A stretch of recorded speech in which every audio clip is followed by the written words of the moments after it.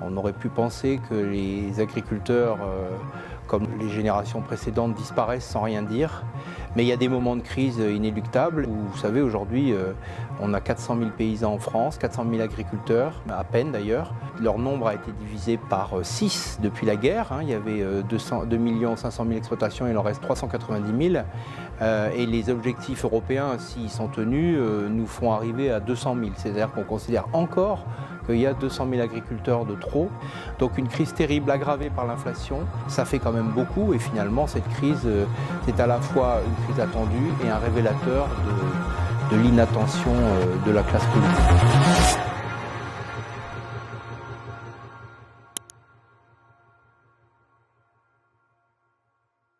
Pierre Vermeuren, bonjour. Bonjour. Merci beaucoup d'avoir accepté notre invitation. Est-ce que, avant toute chose, vous pourriez vous présenter en quelques mots ? Oui, je suis historien, je travaille à la Sorbonne, historien du monde arabe contemporain, mais j'écris aussi des essais sur la France contemporaine, parce que mes travaux sur le Maghreb m'ont appris que les deux blocs sont intimement et anciennement liés, en tout cas depuis le 19e siècle. Par ailleurs, je travaille donc à Paris, mais j'habite à Bordeaux, où je réside ordinairement, sauf la semaine quand je viens à Paris, ce qui me donne à voir non pas deux mondes différents, mais deux mondes complémentaires. Et par ailleurs, j'ai beaucoup habité, j'ai beaucoup déménagé, et donc je vois un peu à quoi ressemble la France, que ce soit dans le Nord, que ce soit en Bretagne ou ailleurs. Vous avez écrit un ouvrage qui s'appelle « L'impasse de la métropolisation », qui est très éloquent, en tout cas, sur la crise que nous vivons aujourd'hui, je trouve, avec les agriculteurs. Qu'est-ce que vous auriez à dire sur cette crise des agriculteurs ? Écoutez, c'est une crise annoncée d'abord, parce que vous savez, quand vous entendez une classe sociale qui vit avec des revenus minables depuis des années, et que cette classe sociale représente des centaines de milliers de personnes, que rien n'est fait en réalité pour améliorer leur sort, mais plutôt pour l'aggraver, il n'est pas étonnant que cette crise finisse un jour par éclater. On aurait pu penser que les agriculteurs, comme les générations précédentes, disparaissent sans rien dire. Mais il y a des moments de crise inéluctables et peut-être que cette crise finale, au sens où, vous savez, aujourd'hui, on a 400 000 paysans en France, 400 000 agriculteurs, à peine d'ailleurs. Leur nombre a été divisé par 6 depuis la guerre. Il y avait 2 500 000 exploitations, il en reste 390 000. Et les objectifs européens, s'ils sont tenus, nous font arriver à 200 000. C'est-à-dire qu'on considère encore qu'il y a 200 000 agriculteurs de trop dans un pays qui est la première puissance agricole de l'Europe, traditionnellement, qui a la capacité de nourrir la plus grande partie de l'Europe et qui aujourd'hui se retrouve dans une situation où il doit importer. Donc une crise terrible aggravée par l'inflation, aggravée par les idéologies des élites qui sont ailleurs, qui ne sont plus dans ces préoccupations. Ça fait quand même beaucoup et finalement cette crise, c'est à la fois une crise attendue et un révélateur de l'inattention de la classe politique depuis assez longtemps maintenant. Justement, vous avez évoqué les élites. Est-ce que vous pourriez nous dire rapidement, historiquement, le cheminement des élites aujourd'hui ? Et n'y a-t-il pas une déconnexion sur ce sujet en particulier totale entre les élites et ce qu'on pourrait appeler les ruraux ? Oui, elle est totale. Vous savez, la République, telle qu'elle a été fondée, elle reposait sur la prise en charge des classes populaires par l'État et par les gens qui dirigent l'État. Et les trois pieds de la France, c'était l'agriculture, qui a représenté jusqu'à la guerre presque un actif sur deux, l'industrie, qui est montée à 40% des actifs aussi dans l'entre-deux-guerres, et l'armée, parce que l'armée a été une construction très importante, évidemment avec les deux guerres mondiales, mais la Troisième République a construit, au fond, la France de la Troisième République, c'était un pays de soldats paysans. L'armée renvoyait à des vieilles traditions historiques françaises, comme d'ailleurs la paysannerie. À partir du moment où on décide de changer complètement de modèle, de se passer de l'armée, on le voit tous les jours, ce qui peut s'entendre évidemment dans un monde en paix, mais aussi de liquider les secteurs de production, que ce soit d'abord l'industrie, puis l'agriculture. On rentre dans un monde inconnu. Alors ce monde, il a été rêvé, on a eu des utopies, utopie de la France des services, utopie de la France européenne, utopie de la France mondialisée, qui serait une sorte de pays d'intelligence pure, proposant des modes de vie au monde, mais déconnecté à la fois de la production. La production, c'est pas seulement des biens, c'est aussi avant tout la production de richesses. Et puis un pays de services qui serait une sorte de l'hôtelier mondial, le pays du tourisme, le pays des banques, le pays de l'intelligence. C'est très bien l'intelligence, il en faut. Il n'y en a peut-être pas assez d'ailleurs, mais il en faut. Mais il faut aussi produire et il faut employer les classes populaires. Alors, les classes populaires sont tombées dans ce piège puisqu'elles sont rendues pour une très grande partie inutiles. Inutile parce qu'un homme aujourd'hui ne va pas rentrer dans l'armée par définition, ne va plus être paysan, ne va plus être ouvrier, ne va plus être producteur. Et on propose aux gens d'être soit camionneurs, soit petits employés dans les services. Par exemple, on le voit aujourd'hui avec l'économie du service, les camionneurs, les livreurs, etc. Mais vous ne pouvez pas bâtir un pays sur des élites qui vont plutôt bien et sur une masse de population qui est appelée finalement à être consommateur. Parce que c'est tout ce qu'on leur demande. Consommateurs, voilà. Ils sont consommateurs en fait. On ne le dit pas du point de vue de l'emploi parce que ça paraît un peu étrange, mais de même que l'immigration sert avant tout à fournir au marché des consommateurs, eh bien les classes populaires et même les classes moyennes sont transformées en grands marchés, en vastes marchés. Mais les élites, il y a quelque chose de l'ordre de la stratégie ou quelle est cette mutation? Est-ce qu'elle est choisie? Vous voyez ce que je veux dire? Est-ce qu'il y a vraiment un fondement idéologique Alors, il y a des choix de diverses époques. D'abord, la construction européenne, qui était une très belle idée, et d'ailleurs une belle réalisation, mais qui a dérivé. C'est-à-dire que la France, dans l'Europe, telle qu'elle a été imaginée par De Gaulle et par les constructeurs de l'Union européenne, c'était le bouclier, si vous voulez. Par exemple, dans le domaine de l'agriculture, c'est typique. L'Europe, il y avait une protection extérieure commune, il y avait un tarif extérieur commun qui devait protéger le marché européen de l'extérieur. Aujourd'hui, l'Europe est devenue ultra-libérale puisqu'elle est la première militante mondiale, à l'inverse des États-Unis, de la Chine, du Japon et de tous nos concurrents. Elle est devenue une super plateforme d'échanges internationaux. Un marché. Un marché. Et donc, au détriment, bien sûr, de nos producteurs, puisque d'un côté, on exige des normes très complexes, il y a des coûts de production très élevés du fait des salaires, du fait de la pression sociale, de la pression fiscale, plus exactement, et des droits sociaux qui sont très légitimes, mais qui rendent le travail très cher. Donc, on n'arrive plus à produire à compétitivité raisonnable avec la plupart des pays qui nous entourent et avec lesquels on échange. Ça, c'est une première chose. Et à la construction européenne, il y a le libéralisme, le mythe de la désindustrialisation et une hostilité envers la production en général. Parce que la production, c'est sale. Et dans les années 90, ça c'est un mythe plus tardif, on s'est imaginé comme le pays au fond de l'intelligence, le pays du tourisme, le pays des services financiers, la communication, etc. Mais au fond, ces cadres qui se sont multipliés et qui aujourd'hui représentent une très grosse population, 4 à 5 millions de personnes, dans l'emploi, on pensait que, au fond, l'emploi tel qu'il existait jusqu'alors et qui employait à la fois des petites gens, mais qui intégrait, qui servait de matrice à la société. Parce que vous ne pouvez pas considérer que des millions de personnes n'ont aucune utilité sociale. Donc cette base productive, elle a été petit à petit abandonnée. Et là, il y a eu des choix qui ont été faits dans les années 90 et sur lesquels on n'est pas revenu. À la suite de la crise des Gilets jaunes, on a imaginé qu'on pouvait réindustrialiser le pays. Quelques années plus tard, il n'en est toujours rien. On le voit bien dans presque tous les domaines, même si des projets intéressants ont été entrevus. Et puis la troisième idéologie, c'est l'idéologie de l'écologie, qui est très récente, qui remonte à moins d'une dizaine d'années, qui a été paradoxalement la réponse qu'on a apportée à la crise des Gilets jaunes, mais qui en fait aggrave tous les maux. Je viens d'arriver en taxi dans Paris. On ne peut plus circuler dans Paris. J'ai assez conduit dans Paris pour savoir qu'on pouvait circuler. Le problème, ce n'est pas les gens comme moi, c'est tous les gens qui travaillent. On développe l'économie de service, par exemple, la livraison des paquets à domicile, et en même temps, on rend la circulation impossible dans les rues. Sur qui ça retombe? Donc ce problème ne concerne pas du tout que les agriculteurs, il concerne l'ensemble des classes populaires qui sont littéralement laissées à elles-mêmes dans des très grandes difficultés. On cite toujours la phrase de Pompidou qui disait « il ne faut pas emmerder les Français ». Cette formule est devenue célèbre, mais en réalité, aujourd'hui, on a l'impression que le but, c'est d'emmerder les Français pour des raisons idéologiques et pour des raisons idéologiques propres aux élites. C'est-à-dire l'Europe, le libéralisme, l'abandon de la production et une écologie qui est devenue une écologie, je dirais, sans la nature.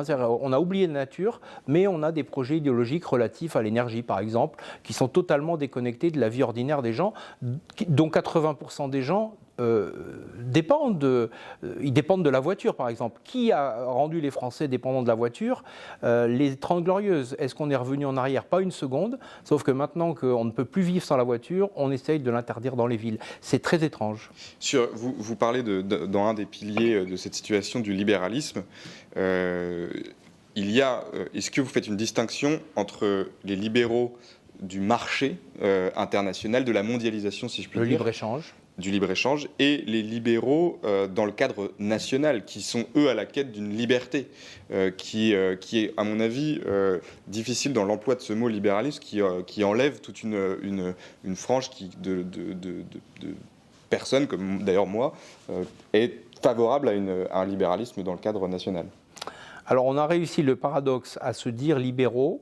Enfin, encore qu'en France, on a toujours du mal avec ce mot, bien qu'on vive dans l'héritage de la Révolution française, qui est la matrice et la mère du libéralisme.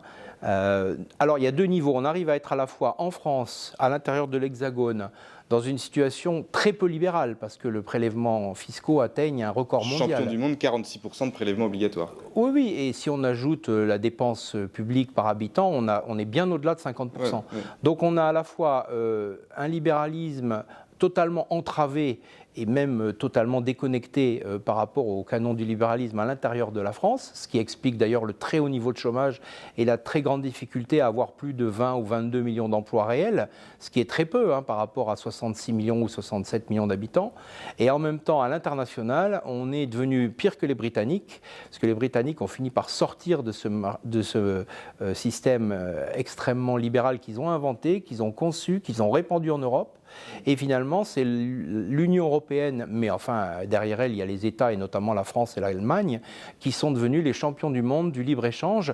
Mais évidemment, avec des très hauts niveaux de salaire et de revenus comme en Europe, ça finit par plonger la plus grande partie de la population, et notamment les classes moyennes et les classes populaires, dans des difficultés insurmontables. Alors on s'en sort en disant qu'au fond, on redistribue. Et la France est le champion du monde de la redistribution. Et ça déresponsabilise les élites parce qu'elles se disent on paye énormément d'impôts, on redistribue un tiers de notre richesse, et donc finalement on n'est plus responsable parce qu'au fond, tous ces gens qui protestent, ils ont des aides, ils ont tout ce qu'il faut. Écoutez le discours actuellement sur la PAC, mais la PAC, c'est 10 milliards qui sont donnés chaque année à la paysannerie française. En réalité, ça ne règle aucun problème parce que la dignité, elle est dans le travail, elle est dans le fait de travailler pour pouvoir vivre.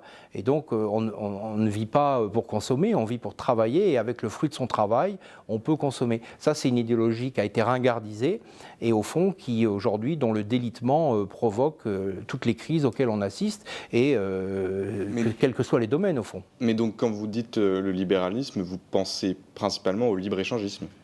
Bah oui, parce que c'est lui qui pèse énormément, si vous voulez. Quand on sait qu'aujourd'hui la France importe pratiquement plus de 60% de ce que consomment les Français en termes de biens est importé. Donc on a abandonné la base productive France. Alors pour que la base productive France fonctionne, il faudrait effectivement peut-être plus de libéralisme, c'est-à-dire moins de pression fiscale. Mais on a l'inconvénient des deux systèmes, c'est-à-dire qu'on a un système qui asphyxie le travail en France, et qui l'asphyxie à la fois parce que le travail est très cher en France, et en même temps qu'il asphyxie parce qu'on ouvre la porte à des biens qui sont fabriqués à très bas prix. Donc, si vous voulez, on a d'un côté les biens chinois ou les biens agricoles ukrainiens ou brésiliens, Et puis de l'autre, nous, on fait de la qualité. Mais la qualité, vous ne pouvez pas la vendre quand la population s'appauvrit. On l'a vu récemment avec le bio, par exemple. Donc on est dans une série d'impasses qui sont construites pour des raisons idéologiques, pas forcément assumées, pas forcément comprises, mais qui nous mettent au fond dans une impasse terrible. Et dernière question, vous parlez des élites et de la mutation des élites. Est-ce que on pourrait penser que vous englobez les élites, mais n'y a-t-il pas quand même aujourd'hui en France encore une élite patriote qui défend vous voyez ce que je veux dire? Ce qui compte, c'est les élites qui dirigent, parce que c'est elles qui décident. Vous voyez, dans le domaine de l'immigration, il est de bon ton d'accuser l'extrême gauche, par exemple Jean-Luc Mélenchon. Mais Jean-Luc Mélenchon n'a jamais dirigé la France. Donc il faut faire la distinction. Bien sûr, il y a toutes sortes d'élites. Il y a des élites intellectuelles, des élites religieuses. Dont vous faites partie, d'ailleurs. Mais bien sûr, je suis tout à fait privilégié, j'en suis conscient. Mais ces élites, si vous voulez, il y en a une partie qui dirige et puis il y en a une partie qui ne dirige pas.